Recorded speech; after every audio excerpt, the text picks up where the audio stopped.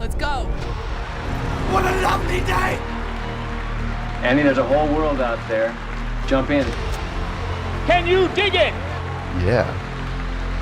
You must always pay strict attention. I was just completely enamored by it the entire time. Dude, he did not have to go that hard. I know, man. Isn't it wild? The Jared Cast. So it begins. Yo.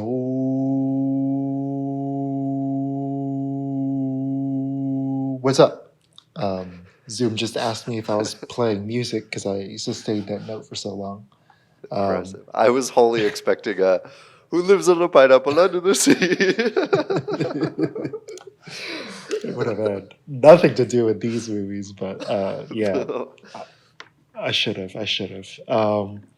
Hello, welcome to the Jared Cast. 3 days ago, you heard us review two movies that came out on June 17th, 2022.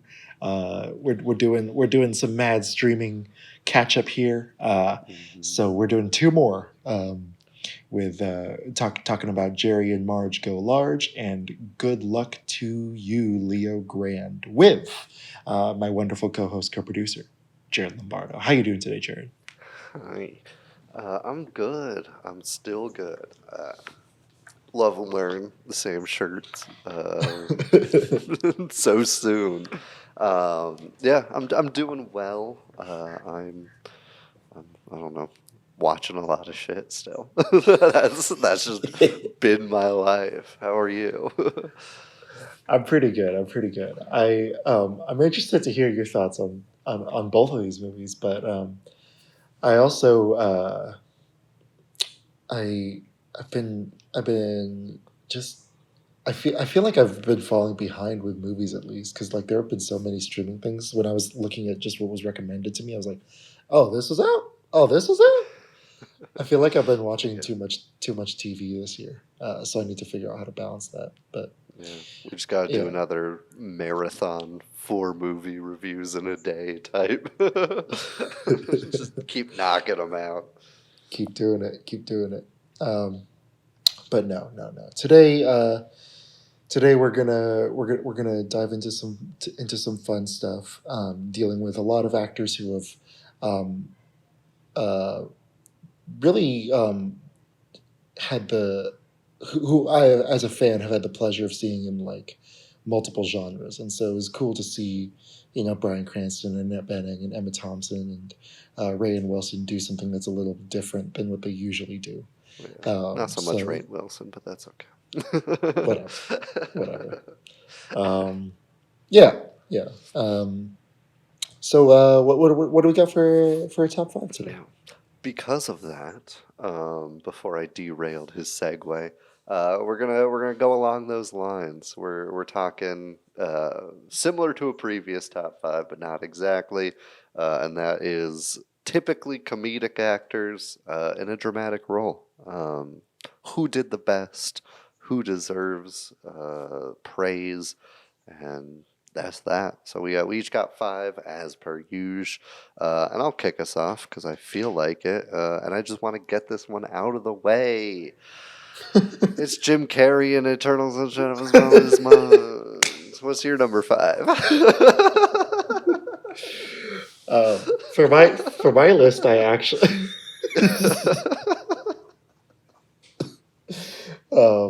I did not include that one, although it is an excellent performance. Yeah, that's why I didn't want to include it, because everybody would be like, yeah, that Jim Carrey one.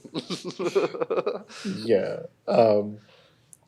I actually tried to set a parameter for myself. I tried to do no actors who were also stand-up comedians. So they had to have been known as a comedy actor first and then do drama. So for my number 5, I went with Aubrey Plaza in Black Bear. Have you seen Black Bear? I've not, no. But I love Aubrey Plaza, so. Yeah, definitely let me know what you think. I don't want to give away why it's great, because it gives away kind of the big twist in the movie. But yeah, you just see the full range of what she can do in this role. It was my number two performance of that year, even though it got no love from any award or critic list. Um, and I was bummed about that because I think more people need to watch Black Bear. It's an excellent film, and Aubrey Plaza is excellent in it. Yeah, I did a quick Goog, and the genre that popped up from Google said drama/drama, and so I think it hits the criteria pretty well. I'll have to check that one out though. It looks interesting. My number four is a guy who's honestly nailed it in most comedic roles, and is soon like after his comedic phase. He still does them, but he's been hitting home runs in the dramatic field. Pun intended, because it's Jonah Hill and Moneyball. Yeah, Jonah Hill's been fucking killing it, man. His career took a much more interesting and better path than I thought it would. I thought he was going to be haha silly chubby guy in all those coming of age and stoner comedies, but not. And he's knocked it out of the park. And Moneyball was the shining example for me of that. Definitely, definitely. My number four is another Parks and Rec alum. This time, Nick Offerman, doing work for Hulu with Devs, Alex Garland's miniseries. And yeah, he plays a tech genius with a messiah complex. Sound familiar? Uh, but it's more than just like, taking a jab at Zuckerberg. It's he's a very, very well-rounded antagonist, and there are so many things about him that you don't know at the beginning, and then when you learn about it, it's like, oh, okay, this makes so much more sense. It's one of those TV shows, and so it's very, very good performance on his part, on par with any of his comedic roles. Yeah, as an Alex Garland fanboy, I haven't seen it, so another excuse to tune in. My number three is kind of a weird pick because it's a comedic actor in a comedy, but he plays a more dramatic character who doesn't have jokes to say. But I have it comes with the pairing. I'm talking Ray Romano in The Big Sick. Ooh, I very think cool. I think he plays the drama in it, and he does tell some jokes. Obviously, it's a comedy, but he kills it in the dramatic scenes. Him being that father figure, but taking it a bit more seriously, honestly made me appreciate everything else he's done even more. He also did great in The Irishman. So if you have a problem with me including The Big Sick, fuck you. I got a backup movie. Number three, Ray Romano. Yep. An excellent choice. Excellent choice. I love Ray Romano, man. I was not allowed to watch like a lot of the Adult Swim stuff back in the day when I was a kid. But so late at night, I would watch like Cosby Show and Everybody Loves Raymond, and Yeah. like totally not for my age group at the time. No.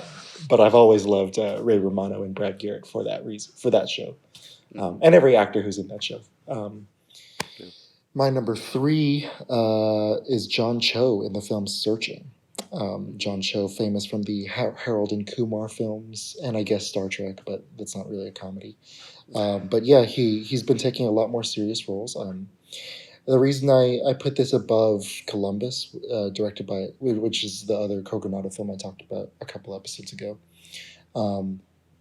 is because of the difficulty of the level of difficulty with this performance. So for those who don't know, Searching, it takes place entirely on a computer screen. Like everything is video chats, everything is phone calls, everything is web searches with a video chat mirror on you, and so it's like doing a mystery suspense thriller through that type of a lens is so unique and interesting and cool. And I had seen movies before completely mess it up, and Searching was, I think, the first one that actually nailed it, and I think John Cho was a big part of that. Yeah. First one to nail it, and maybe the last, because I don't know. I feel like it's so easy to fall into tackiness, and his performance helps it so much. So great pick. I forgot he was a comedy actor before, and so you snuck one under me once again. Um, Number two, Uncut Gems. You know Adam Sandler had to make it on here. I was torn between this and Punch Drunk Love. I might even like his performance in Punch Drunk Love more, but I liked saying the title of Uncut Gems more. So just call it what it is. Both both of which honestly gave me a lot more credit to him. He started out as just the guy singing in a goofy voice on Saturday Night Live for me. And then obviously his streak of comedies that slowly took a downward trajectory. But with his newfound drama chops, he's come into his own. I think he's become a much more well-rounded and well-respected actor as a whole. And that's a crazy feat for Adam Sandler to accomplish, because nobody could have predicted that. So good job, Adam. Yeah, I just saw Hustle. I forgot to text you. Mm. So good, so Right? good. How do we get a good basketball movie? There's I love zero. I love it. I love it. I love that Anthony Edwards was such a dick in it. Because like if you watch his interviews, like he's kind of like he's like a pretty nice guy. Like Just a normal dude. yeah. I'm not gonna review Hustle right now, but very good movie. Good. Glad you liked. My number two. I was thinking about doing Reese Witherspoon in the morning show. But I think a big knock that I had against the morning show season 2 was that it took itself too seriously. So I just went with season 1 instead of a performance that anyway I think is better. I went with Reese Witherspoon in Big Little Lies. This is maybe my favorite. At the time, it was a miniseries, and then after it won all the awards for miniseries, they They're like, renewed it for "Fuck." season 2. But I don't hold that against Reese. Yeah, she's amazing playing Renata in Big Little Lies. It's an amazing miniseries. It's one of my favorite of HBO history. And yeah, she's still kind of playing like a character that Reese Witherspoon would play. But it's a much more tragic situation. It's a much more tense situation, and you really feel that, and it feels no less genuine, no less charming than she usually is. And so I loved her in that movie, in that show. Yeah. Never seen it, but I love Reese Witherspoon, so good job, probably. I trust your opinion. My number one is another real basic answer and a real broad answer. And it's another reason I was ashamed of my list, but I couldn't keep it off because I have to be honest. I got to be honest for the people. You got to smile like you 100% know exactly the name I'm about to say. And that's Robin Williams in everything.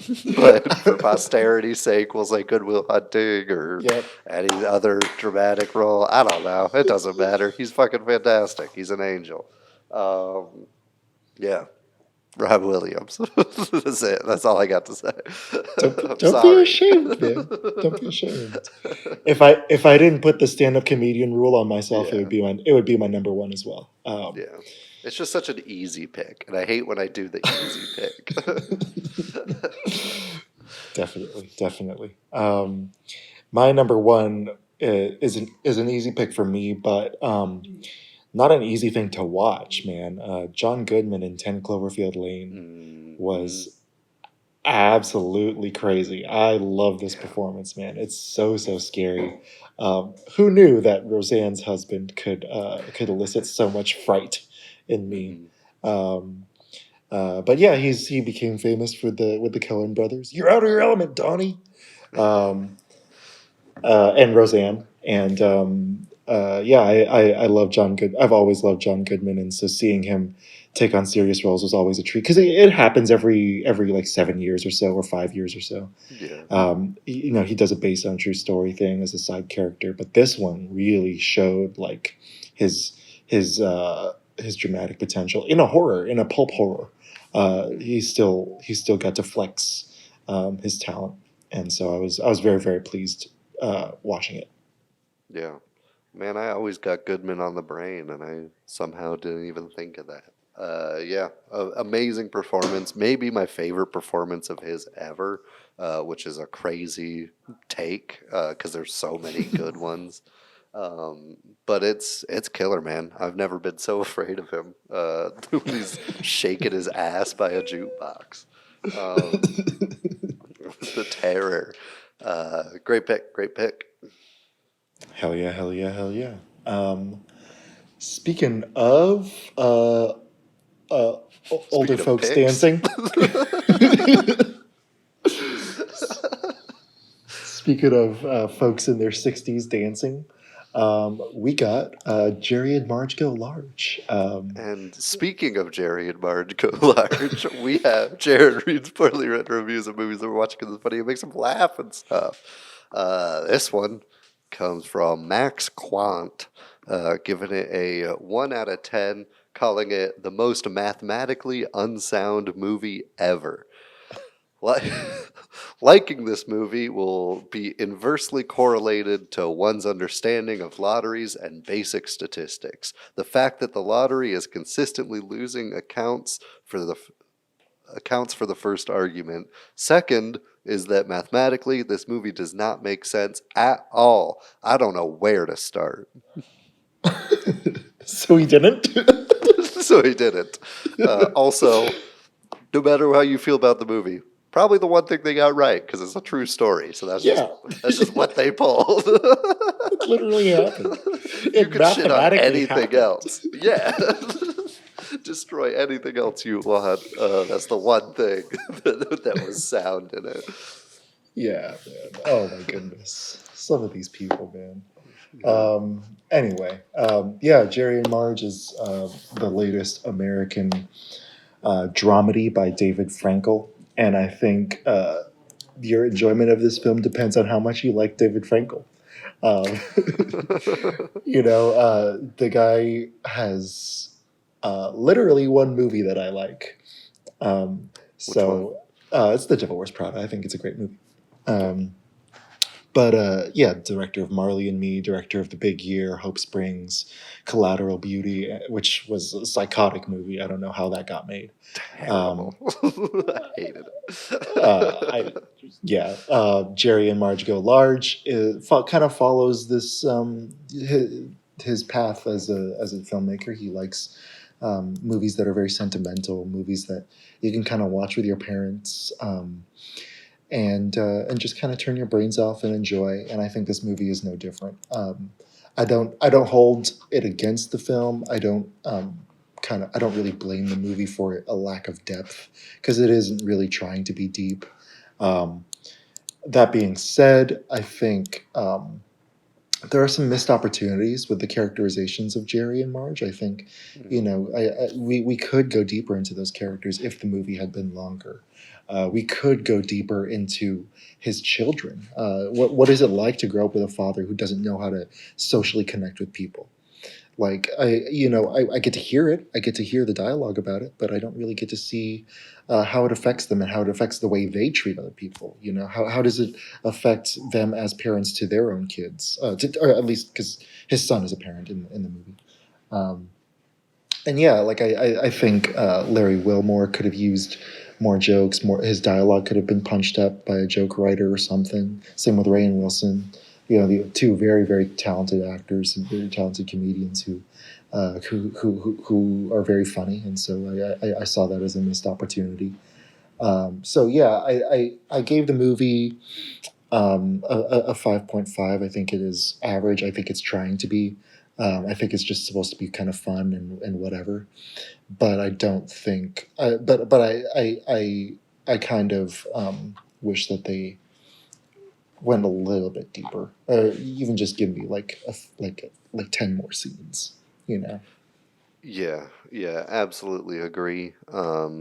This movie is just such nothingness. I don't know. It's just so like it's just nothing. They don't talk about anything. They don't do anything. It's just people talking on a screen for me.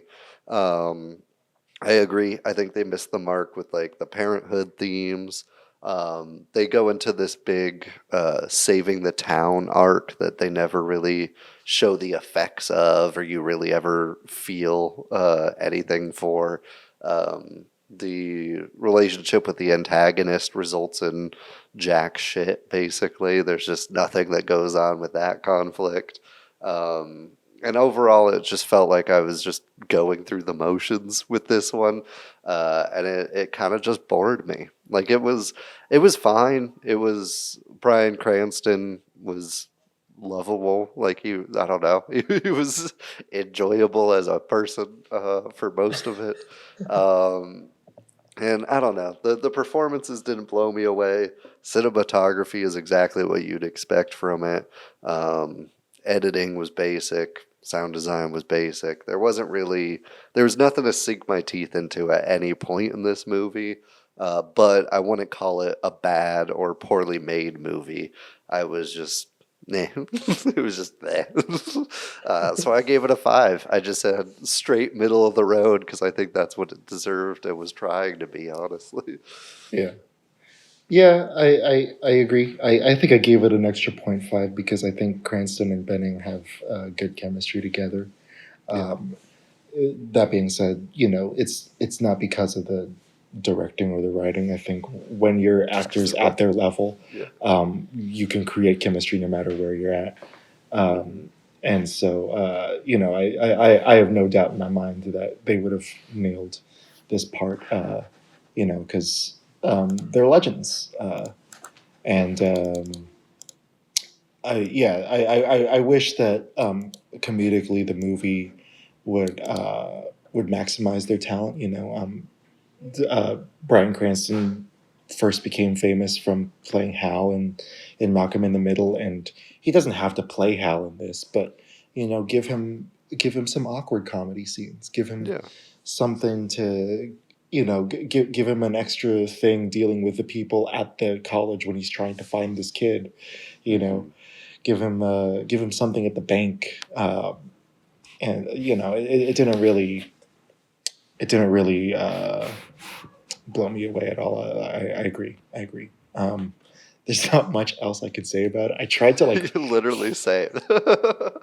I tried to like think about themes for the movie, and like I think just getting older and finding your purpose is the main thing of the movie, and Mhm. I think the film um, is I think it starts to get interesting at that point because you know so many movies these days are about self-actualization and like finding yourself and Yeah.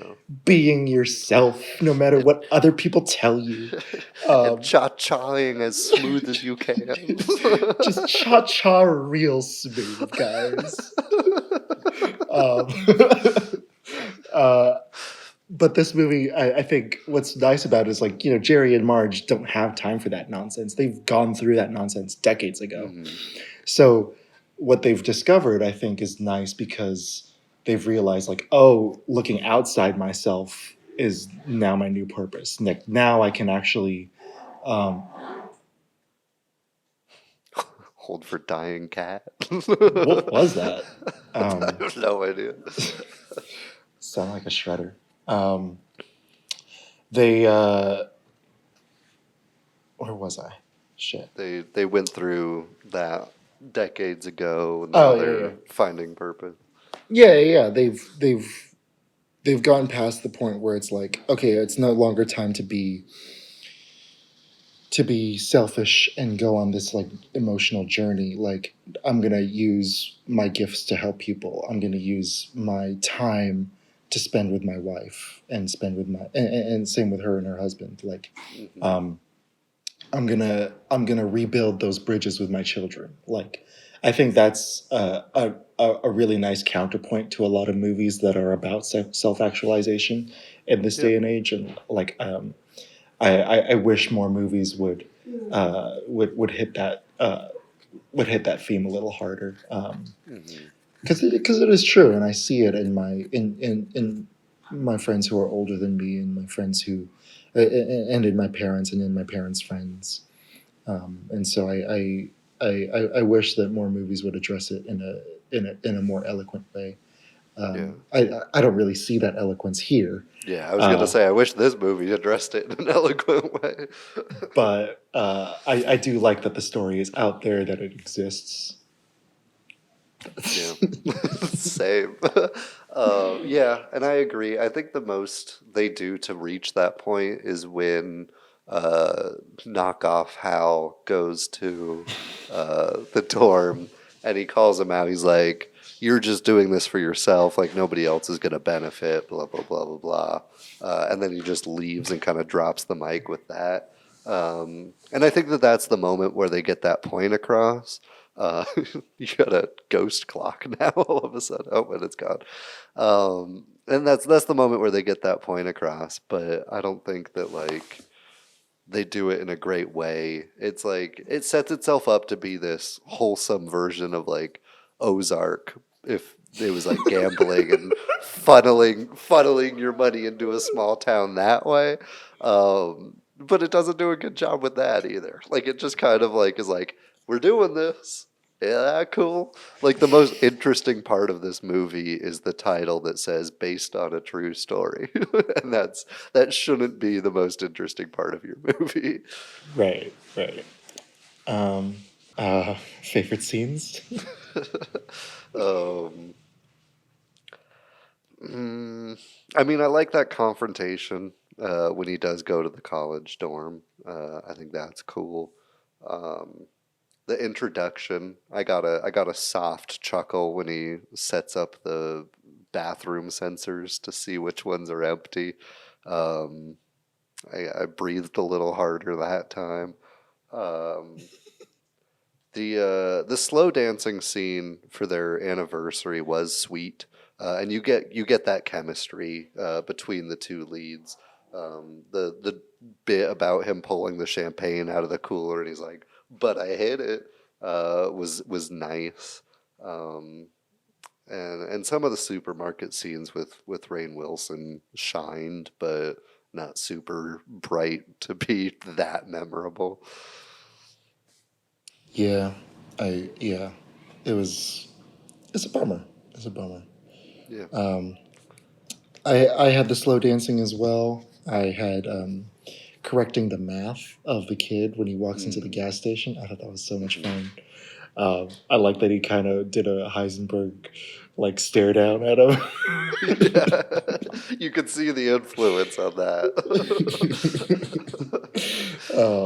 I like the scene when Jerry's like frantically trying not to get the kid to eat the popcorn. I thought that was fun. Um, and I'm like, oh, you're still gonna let her eat the popcorn after it's been touched by all that money? Like, um, yeah, there was that, and Tori Kelly showed up. Yeah. That was As great. Tori Kelly. It's awesome. Yeah, Weird cameo for this movie, but sure. yeah, yeah. I love Tori Kelly. She's a great singer live. I'm glad that they had her singing live. Yeah. Perfect. Perfect. Good job. Alrighty. You can watch Jerry and Marge Go Large at Paramount Plus. I think this is our quickest review. Yeah, it's the first one that's shorter than the top five. Yeah. Alrighty. Yeah, Paramount Plus. Go get it. If you're one of the 3 people with it, enjoy it. It's a gem. It's an uncut gem. Um, anyways, next film, we've got Good Luck to You, Leo Grande. But before we jump in, we have a very large, a very grand installment of Jared Reed's poorly written reviews of movies that we're watching because it's funny and it makes him laugh and stuff. This one comes from SC Man, California. But I mean, he abbreviated as CA, so maybe it's not California. I'll give it a 1 out of 10, saying, "Oh brother, here we go again." And just a heads up, this one's very sexist. So I'm sorry in advance that I'm going to say these words. Please don't take them out of context for future employment opportunities of mine. I feel like that should go for every review that's not by Quinn Chow that I say on here, because 9 times out of 10 they're sexist. Anyways, these kinds of movies tend to really set women back when you think about it, in my opinion. Or they certainly call into question many arguments that women have been making for years about men. While women moviegoers are probably excited over this movie, it all proves is, 1, women are just as obsessed with sex as men are, something women have been accusing men for years and mocking them for. 2, males are objectified just as much as women are. Totally fine, but again, quit with the pretense that men are so unfair with all their high expectations of women, when women are objectifying men too. And they do. All the time. A man's looks, youth, and body are hugely important to women. 3, women have a midlife crisis the same way they've mocked men for when the latter gets involved with younger women, which is fine. Nothing wrong with that. It's normal, but enough of making fun of men for it. 4, the ageism toward women isn't what they claim it to be. Women are getting roles well into their 60s and beyond, and have been for a long time. But now, more and more, they are having the chance to get down and dirty with hot men half their age. Again, attempts to validate who they are by still being considered attractive to men half their age, just like men who validate themselves through younger women, something women have been making fun of men for years. So some will say it's about time. Men have been doing all this for years, objectifying women, going through midlife crisis, getting good roles, even in the latter years, etc., etc., etc. Well, congratulations. Women are now proving they're just as bad as men are when given the chance, which is disappointing. As a guy, I always saw women as having more class than men and respected them in many ways because of it. Men do have one-track minds, it's all biology, and they make buffoons of themselves because of it. Well, women are proving they are really as bad as men. It's a shame.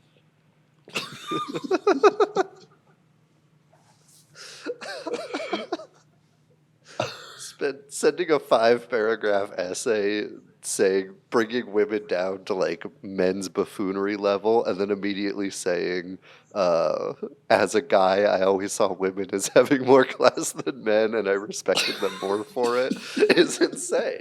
Your whole argument was that women have this superiority thing going on that you don't agree with, and then Our boy was very heartbroken probably 2 minutes before he wrote that. By a much younger woman, I'm sure. There was also one, I won't read the full thing, but it compared the sex scenes and seeing Emma Thompson's body, and it said, very few movies have made me nauseated, but this one ranks up there with a Serbian film and The Human Centipede. What the hell, man? What the Come fuck? on. She looks great in this movie. Like, she looks fantastic. A Serbian man. film? What the fuck? Have you seen a Serbian film? No, but I know what it's about. Yeah. Okay. It's yeah, don't watch it. No desire. No, it's not even close to what that guy was saying. Yeah. Anyways, but good luck to you, Leo Grande. Was another Sundance darling. that had great reviews. Got picked up by Hulu. It stars Emma Thompson and Daryl McCormick, and that's pretty much it. Besides a waitress named Becky later, and I really enjoyed this movie. I think of the four that came out this day, I think this was far and above the best one. I think it's the best play I've seen this year. And I think it's great. I think it views sex work in an honest lens. It kind of it does have it feels weird saying it has an agenda because that's always used for like negative critiques and stuff, but it does have like a goal to normalize sex work, especially in the eyes of older people. But with that, it has an agenda to normalize being old to young people and to like what it's actually like to age and see yourself through eyes that you haven't seen yourself before. And I think it did an amazing job with both of those things. Um, I think the character of Nancy, not her name. I don't remember what her real name was, like Sandy or something. Um, Susan. But her character easily could have been some like half baked female lead, but she's so human in this. It feels so real. Her dealing with not exploring sexuality or much at all in the world is shined through a great light via Emma Thompson, and she has a great chemistry with the other lead, Daryl. He fucking killed it. They both killed it in this movie. Um, yeah, and I just really enjoyed myself. I think they do interesting things with the sound design that makes up for the lack of depth in the sets and the lack of characters in this movie. The dialogue feels real and honest. The characters are fully fleshed out and contrast and contrast and complement each other beautifully. And I'll give this one like a 9.2 out of 10. I walked away from this one very, very satisfied. Very cool. Very cool. Yeah, I think the movie is very tightly structured. I think you know there's a really neat arc with both Nancy and Leo. Um, they both kind of start at one place. They go to achieve something or find something. They find that thing, and then they deal with the consequences, and then they both return to where they started, having changed. And I think those are always very interesting character studies that deal with a massive shift in behavior in a person. This this thing that Nancy's doing, like it's really not easy, especially from someone of that background, of a background where their entire life has been studying morality and studying ethics, like, and then just kind of having to confront those studies in a really real and tangible way is pretty interesting and pretty cool, and I like that about her characterization in the film. I think for Leo, there aren't a lot of male prostitutes on film, and I think he's a but I think he's a really unique character, not just because of that. Like, I think he's a unique character because he has because he's like you said, directly contrasted with Nancy. Like they both in the script uplift each other as characters, and I think that translates super well in the performances because there's so much trust between Emma Thompson and Daryl McCormack. Um, I didn't get to do a lot of behind the scenes stuff or watch a lot of behind the scenes stuff with them, but I was watching an interview with the director and the two actors, and they were talking about like meeting before rehearsal, like even just having open discussions about the way they viewed their own bodies, the way they viewed each other's bodies, stuff like that, like helped open up the room to trust and helped open up the room for play. And I think for a movie that is by design playful, I think that's super important.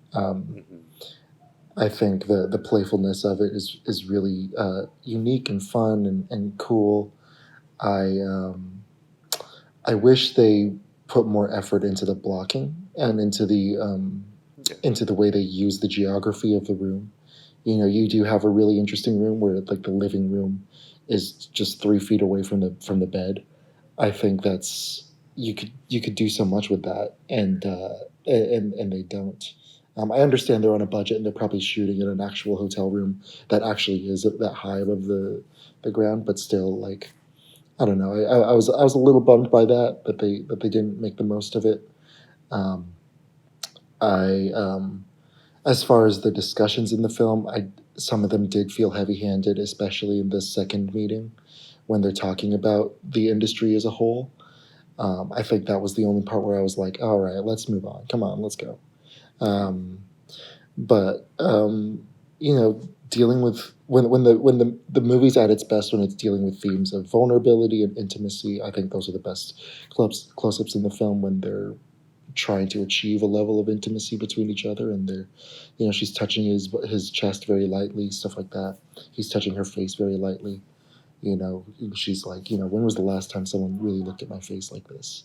I love that. I love that shit, and I love that they both have their own insecurities, and they both kind of have to suppress them before, and then we see the moment where they let go of that suppression. Yeah, it's a really fun movie. I gave it a 7. It didn't blow me away, but I definitely enjoyed it. I definitely just wanted more. I just wanted more out of the cinematography. Yeah, and I definitely felt that too, especially with the use of the room, because the only time they really play with it is like using the edge of the bed and then like stuff at the minibar, and that's the only time, and like the mirror shots, and that's the only time that the room becomes super relevant. But I think I was just so enamored by the performances and the writing that I kind of just looked past it. It didn't detract from the story for me. Yeah, that's fair. Were there moments where you think that they did overcome their blocking problem? Yeah, the edge of the bed was the one that stuck out to me. I also enjoyed the slow dance. I also enjoyed when they're both kind of in the first meeting, when they're both kind of dressing up for each other. I thought that was fun. Like, I was like, okay, cool. Like they both need to get accustomed to the space. Like, he's not here every day, you know. Yeah. Yeah. Yeah, and I liked that scene a lot too, because it showed his discomfort. Because when she's in the room with him, he's like nothing but confidence, because he knows that he has to put on that like air to make other people feel comfortable too, and kind of normalize his job in a way. And so it was nice to see that facade slip when only our eyes were on him. Although it did fucking piss me off how much he ate from that mini bar. He ate like $1,000 worth of snacks in this movie. Like, come on, dude, that shit's expensive. You don't need that Mars bar that bad. That's like $12, dude. Fuck off. I like Mars bars, but I wouldn't kiss someone right after they ate a Mars bar. I totally get where she's coming from. Yeah. Just a weird move. Like, I don't know. With sex work, consent is a big thing. She didn't consent for you to run up that tab, my dude. Fuck. True, that was the best fucking in the movie, was when he fucked her over on the hotel bill. This is the most I've ever heard anyone riff on a mini bar.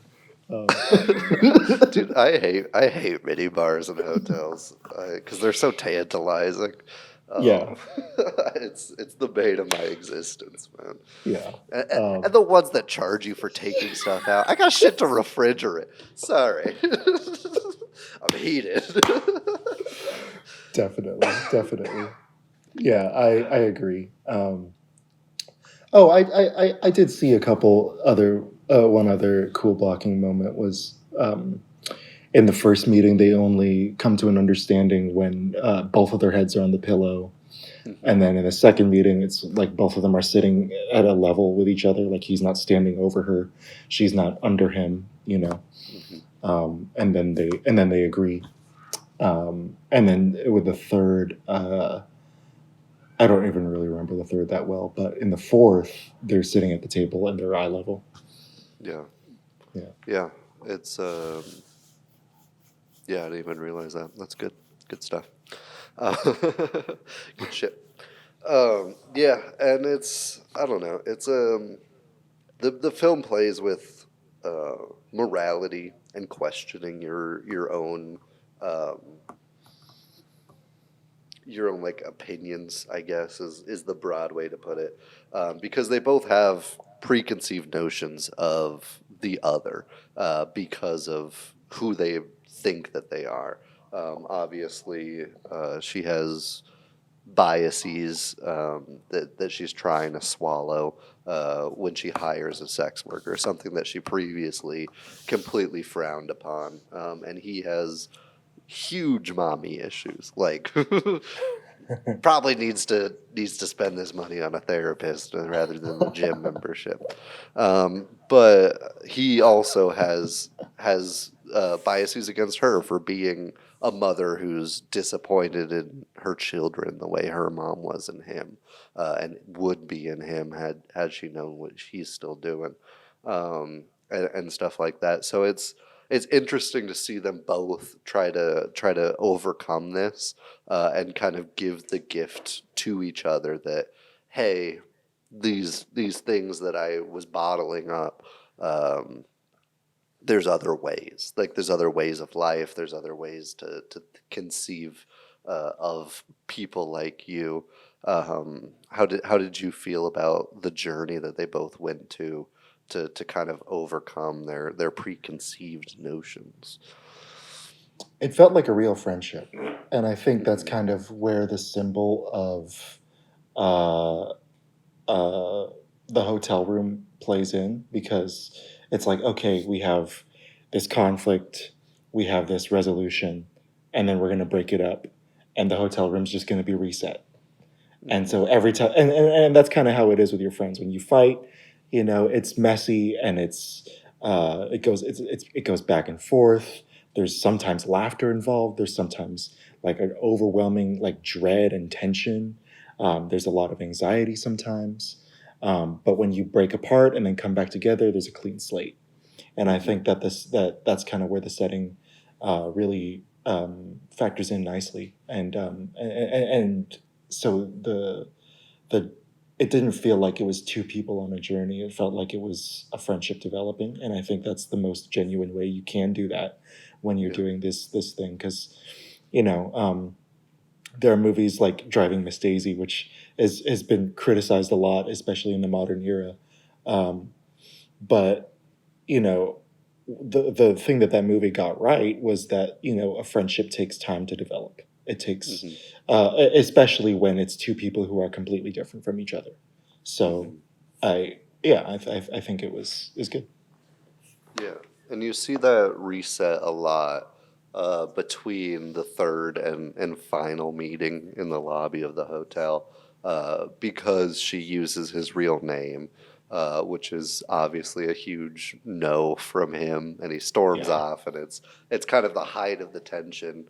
But when they're back, they both understand that, like, this person didn't know, or at least he understands, maybe she didn't fully grasp the boundaries, at least enough to agree to meet with her again. And I think that's his biggest moment of character development, is kind of like letting go of control that he wants to have in all these situations, and to some extent needs to have in his line of work. But I think she goes through a much more dramatic journey. And obviously, she's kind of the centerpiece of the film, I think, if you had to pick one. It's a pretty evenly weighted film. Yeah. But how did you feel about her journey?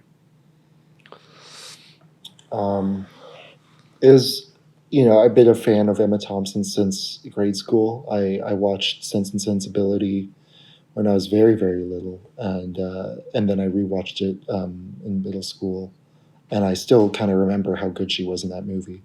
And so I've been a fan ever since. I think she's an awesome actress. I think she gets consistently underutilized in a lot of these blockbusters that she's cast in, and so it's really cool to see a movie that's entirely focused on her. And I think the part falls apart. I think the part falls apart without her. She's not really looking at it as she's not really going about it as like, yes, this is brave. We're so brave for doing this the way like with Sports Illustrated, like with have you seen the like I know exactly where you're going. I'm not trying to be mean to these models or to Elon Musk's mom. Like she looks good, but like like this isn't about them. Like obviously it's just Sports Illustrated patting themselves on the back saying how Yeah, brave they are. it's like every company in Pride Month. It just feels disingenuous. Yeah, and but with her, because I think it's with her, I think her objective as Nancy, it's because it's so clear and because it's so apparent in her body language and in the way she's able to relax her body and tighten up her body when the tension heightens. I think is really really it's what sells me on on the performance and on the characterization as a whole. Yeah. Her body language is insane in this. Like down to him reaching toward her and her like just like scrunching her forehead a little bit, or like just the smallest, most minute changes in her body language. Just adds so much to the character because you feel that she really has never been with another person that wasn't her husband doing the exact same thing whenever he pleased. You get that through the body language, and you don't need more than what she gives you in the backstory, because otherwise it feels I compared it to a play jokingly earlier, and it does feel like a play a lot of the time. But the writing doesn't have to be like back in 18 whatever I was a small child. Like it doesn't have to be like this big monologue of backstory to give context. It could just be her body tensing up. It can just be her apologizing to the waitress for calling her and her classmates sluts. It can be these like more natural things rather than a big speech or a big flashback or anything. Yeah. I mentioned the sound design earlier in my quick review. Was there anything that stood out to you in that? I honestly didn't think about it. Normally, I'm pretty dialed in, but yeah, I didn't really.